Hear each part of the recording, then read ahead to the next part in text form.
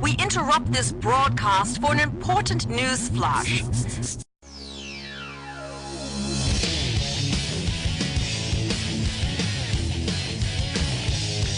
It's that time again, time to feel like an old git. This game was released on Sonic the Hedgehog's 10th anniversary, and seeing now it's now the 20th anniversary, that makes this game 10 years old. Can you believe it? For a lot of the younger fans, this was their first exposure to the Sonic series thanks to it being the launch title on a GameCube, making it not only the last Sonic game on a Sega console, but also the first on a Nintendo console. So Sonic Adventure 2 is quite a significant part of the franchise's history. Whether you like it or not, this was the starting point for a new generation of fans who have grown up with just as much nostalgia for it as us older gamers have with the Mega Drive game.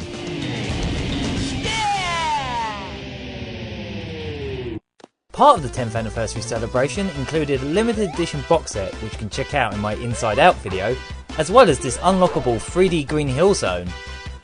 The less we say about how they celebrated his 15th birthday, the better, methinks. Not that many people saw this level without cheating, as it required getting every single emblem, which was awfully difficult, though Sonic Adventure 1 didn't unlock anything for your hard work, so we should be grateful, I suppose. Back when this came out, I was in high school, and a friend and I were passing a FMU back and forth to work on grabbing all the emblems together, and one time the file went corrupt, so we had to start again. But we got there in the end, though I think he did most of the work. Sonic Adventure 2 is a slightly more streamlined game than the previous one, as they've completely cut out the hub worlds, which took up quite a lot of time in the original game. This could be considered a positive or a negative depending on how much you enjoyed those, but either way, they're not here anymore. You just go straight into the action. Now, unlike the previous game where you had stories for each character, here you've got two main story modes, Dark and Hero. The Hero side has you playing as Sonic, Tails and Knuckles, whereas the Dark side has you playing as Dr. Eggman, he's officially Dr. Eggman from this game, and two brand new characters. This unfortunately meant if you weren't crazy on the other styles of gameplay included outside of the traditional Sonic gameplay, you were kind of forced to play them to get to the levels that you do want to play. And once you'd beaten them two stories, you'd unlock the last story, which has you playing as every character in one huge level, as well as a couple bosses. It all starts with this. A jewel containing the ultimate power. The story starts off with Sonic being falsely accused of stealing a Chaos Emerald from a bank, and it turns out the person that really did it was this other hedgehog called Shadow. I'm the world's ultimate life form. There's no time for games. Farewell! Now this is really just a good excuse to have a character on each side of the story that plays exactly the same, and to be honest I'm quite glad of it because the Sonic gameplay in this game is fantastic. While I wouldn't say there is as much variety as there was in the original Sonic Adventure, here you've mainly got levels set in a city, you've got some levels in Egypt, and you've got levels in space. They can be generally exciting with some really memorable moments, including this bit where you're chased by a truck. And there's some crazy levels like these space ones where it flips you upside down and there's all kinds of gravity stuff going on. Yeah, exhilarating stuff. It still holds up pretty well actually.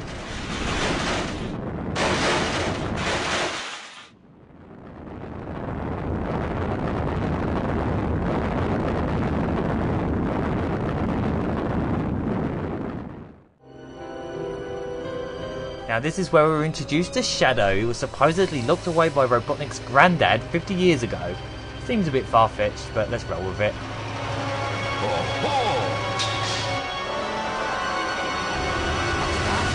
Is that you, Sonic? Are you trying to spoil my plans again?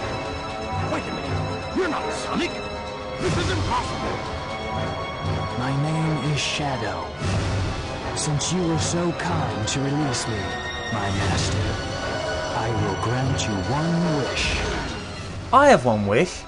Could you die at the end of this game and stay dead? I mean, you were kind of cool in this one, but as soon as you got your own game, yeah.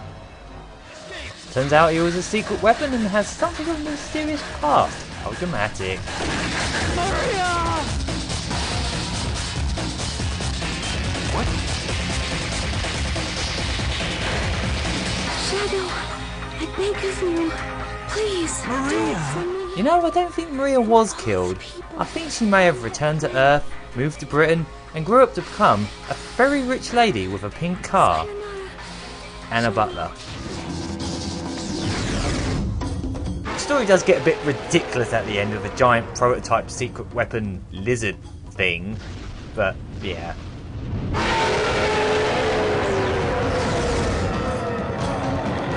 Is it gone? There's one scene in particular I really loved the first time I played this game. You see, when I first started playing this game, I was mainly playing on the dark side first.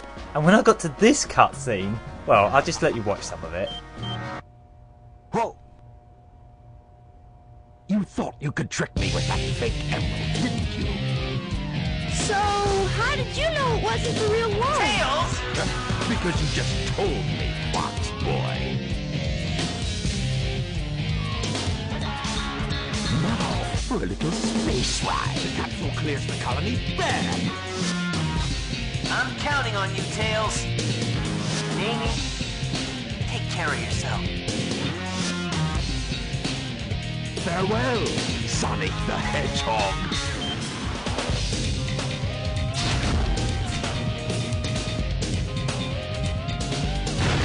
Sonic! Farewell, Sonic, my admirable adversary. Now watching that, I actually thought I killed Sonic, which I thought was utterly hilarious. I thought this side of the story actually let you do that until I found out later on that he got out of it. But otherwise, when I played that first, I honestly, yeah, I thought that was pretty funny.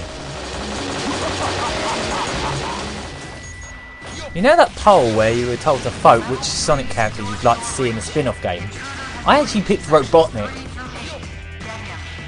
Well, for starters, it's because the gameplay in this game is actually quite fun.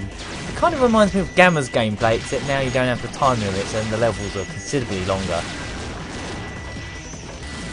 But how about a Robotnik game where you can build your own robots and you can set up all the traps and then you can watch Sonic fall into them and die? Wouldn't that be fun, seriously? Yush! I'm not sure why they decided to also put Tails in the meta, but they were going for this whole hero and dark thing and had to fill the hero side with the same gameplay, so there you go. Sonic! As for Knuckles' dark counterpart, they came up with the honestly rather pointless Tits the Bat. Sorry, Breast the Bat, Boobs the Bat, Rouge the Bat. Rouge the Bat. What a worthless character. In fact, the whole Knuckles and Melons the Bat section of the game seems rather meaningless in general. I mean, in the last game Knuckles had the Master Emerald on his floating island, but here he just has it in Egypt for some reason. And Knuckles the Bat's only motivation is she wants all the world's jewels. No one cares, his character's pointless. Or rather, she does have points. 2 big points! Okay, I'll stop making boob jokes, honestly. To make matters worse, the treasure hunting gameplay is somehow more annoying than in the previous game. Before you could run about the level and find the 3 pieces in a pretty speedy time, and the levels weren't too big, but here the levels are just, they get so huge, it can take a very long time just to navigate, let alone find all the pieces. And look at this right here, just found a piece and there's another one right ahead of me.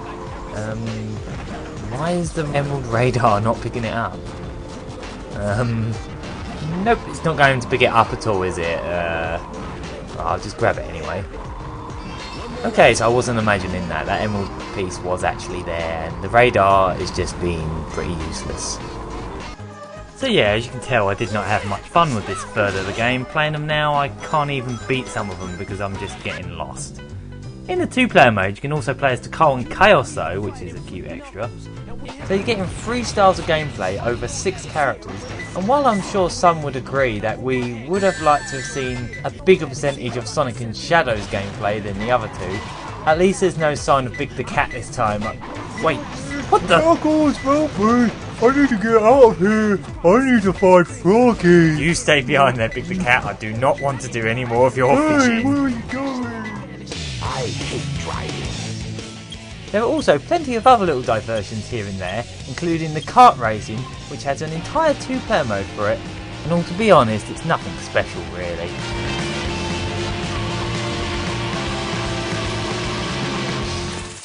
Welcome to Chao World. Also, the Chao Garden returns once again. If you're anything like me, you probably spent more time looking after these things than you did in the main game. And now, depending on who you raise them with most, will determine whether your Chao will become an evil demon-like creature or an angel complete with halo. I think mine mostly ended up turning out evil because I quite often use Robotnik here because, to be frank, he looks pretty hilarious the way he walks about without his mech. There is also a sequel to the Chao Adventure FMU game, which lets you continue improving your Chao stats on the go, so long as you have a large supply of watch batteries anyway. And you need to beat the Chao races again to get some of the emblems anyhow, so even if the main gameplay is not entirely to your taste, your OCD side might get addicted to looking after these little blighters. You better choose the dark side. Now I've mentioned the 2-player mode a few times, but let's have a proper look at it. It's not as robust as the 2-player mode in the GameCube port, Sonic Adventure 2 Battle, but it's still good for a laugh. Here you can pick between any of the main characters, but also a bunch of additional ones including Metal Sonic and Amy Rose, who has somehow become much faster than she was in the last game for convenience. You can pick between 3 levels for each style of gameplay, and oi! Who's nicked Robotnik's mecha? Pick the cat! Hey, it's me, Pick the Cat up. I don't think you can help me because I'm looking for a frog. I'm looking for a new game. Oh, why you hit me? The 2-player mode also has extra costumes for the main characters, including these unlockable Phantasy Star Online themed costumes for Sonic and Shadow. Other costumes were downloadable content, including Christmas and Halloween themed ones. All of these are only in the Dreamcast version, I might add, as is Big the Cat in the 2-player mode, funnily enough. Other downloadable content included new tracks for the kart race, including one where your kart becomes Opa Opa, and you could even download new voice packs for the menus. These were downloadable for free on the Sonic Adventure 2 website straight from the console, but if you want to grab them now you'll need to get a homebrew app. Customize your menu screen. The Dreamcast even manages to run this 2-player split screen mode at a pretty solid frame rate with no slowdown. The whole game in general feels a lot slicker and a lot more polished than the original game. You can tell they didn't rush this one through the door so quickly.